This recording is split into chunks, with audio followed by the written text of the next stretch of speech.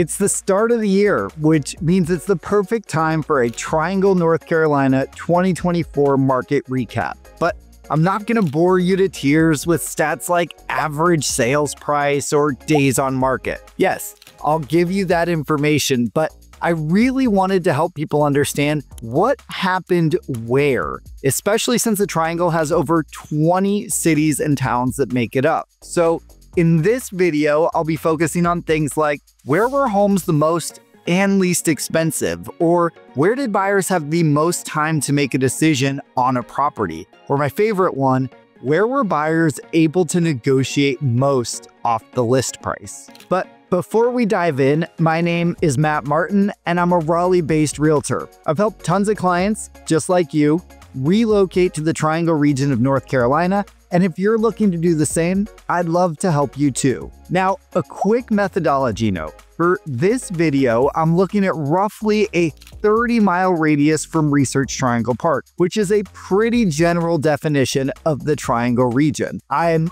also only looking at single-family homes here, since some parts of the Triangle don't have much of a townhome or condo selection, so I wanted to keep things as apples to apples as possible. That said, I'm happy to answer any questions you may have about condos or townhomes. So with that said, let's get to the fun stuff. And we'll start with the category everyone wants to know: where are homes the most expensive and where are they the most affordable? Now, I've made a couple videos on this topic, so this list probably won't surprise many of you, but here goes. The median home price across the entire Triangle region in 2024 was a perfect $500,000, which was up about 4% over 2023. But the top 5 most expensive Triangle communities blew that number out of the water. At number 5, we had Holly Springs at $675,000, which is up a whopping 10% from last year. Then at number 4, we have Apex with a median sales price of $705,000, which is up 6% from last year. And this is followed by Cary at number 3 with a median sales price of $720,000, which is also up about 6% from last year. Now, these 3 cities, Holly Springs, Apex, and Cary, all border each other, so their growth is definitely correlated. Cary is the closest to the economic hub of the Triangle, which is the Research Triangle Park, and as it's gotten more and more expensive, people have started to move south into Apex and Holly Springs. Holly Springs is also experiencing incredible growth in the life sciences and manufacturing sectors, which is bringing more high-paying jobs to the region. All right, then at number 2, we have New Hill, which has also grown tremendously over the past couple years.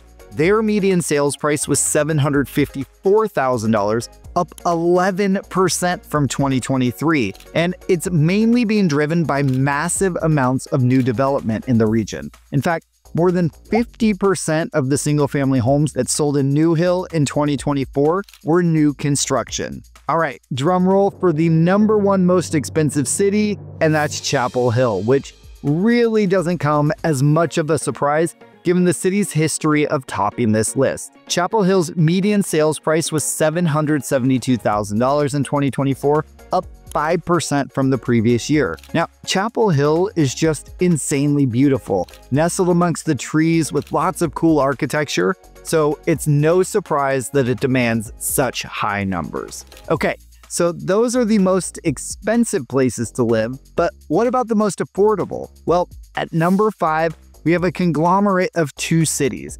Efland and Mebane. Located about 25 to 30 minutes northwest of Durham, this region has seen tremendous growth over the past couple years, but you can still get great deals. The 2024 median sales price was $400,000, which is up just 3% from the previous year. And next up at number 4, we have the Clayton Archer Lodge region, which is the southeasternmost part of the Triangle. The median sales price here was $385,000, which is actually down 3% from 2023. Now, this was surprising since Clayton is actually one of the most booming parts of the Triangle, but when I dug down into the numbers, it really came down to a shift in the types of properties selling. Both years saw almost identical total sales, but 2023 had more new construction sales, which typically demand a higher price, thereby driving the median up.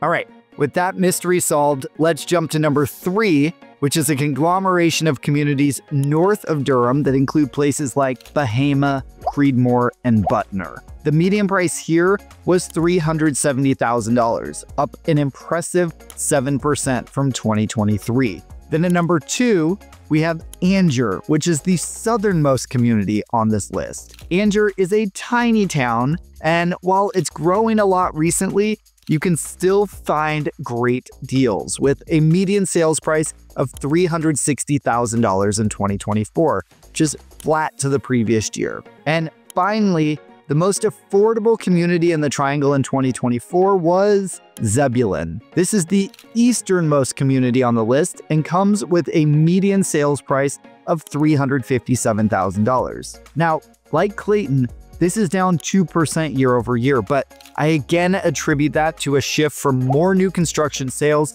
in 2023 to more resales in 2024. All right. So now that you know where the most and least expensive homes are, let's look at where buyers had the most and least amount of time to make a decision before buying. This is really just another way of saying how many days did properties sit on the market. Now, for this one, I only looked at resale homes since new construction homes don't always report days on market accurately. And overall, properties sat on the market for only one more day in 2024 as compared to 2023, 28 days in 2024 versus 27 in 2023. And the hottest markets in the Triangle were the ones with the shortest days on market. And at number 5, we had Hillsboro, which is located just west of Durham and north of Chapel Hill. Here, properties sat on the market for an average of just 22 days, so almost a week less than the average. At number 4,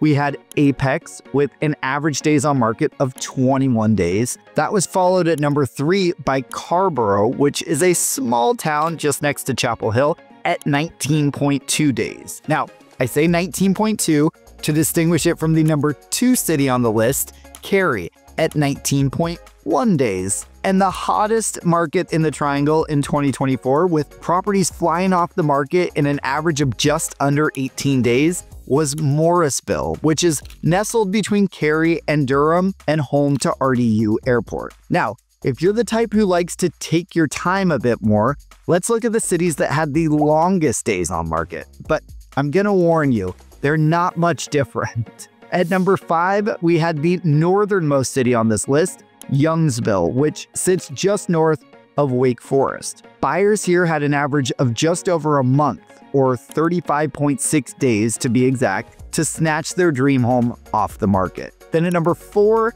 we have Willow Springs, which is in southern Wake County, at the tiniest smidge more, 35.8 days. Then next up, we have the ever-growing community of Wendell at a perfect 37 days, followed by Raleigh's immediate neighbor to the north, Rollsville, at 37.6 days. And the city with the longest days on market was Pittsboro, which is the southwesternmost city on this list, with an average time on market of nearly 39 days. See, I warned you, even these slower markets still move homes in less than 6 weeks. All right, now let's talk about the one you've all been waiting for. Where did buyers negotiate the most off the list price in 2024? And where did they have to shell out the most over list price? So let me start by saying, despite prices being up across the Triangle by 4% overall versus 2023, as we discussed earlier, the average single-family resale home sold for 1% under asking in 2024. And again, here I excluded new construction homes for a variety of reasons that would take a bit more time than I have left in this video to explain, so I'm only looking at resale homes. I'm also factoring in closing cost concessions that the seller may have contributed, which effectively bring sales prices down. Let's start with the cities with the most over first and then save the best savings for last. There were actually only 3 communities where buyers on average spent more than the asking price, and you may already be able to guess them. In Chapel Hill, buyers spent an average of just a teeny tiny bit,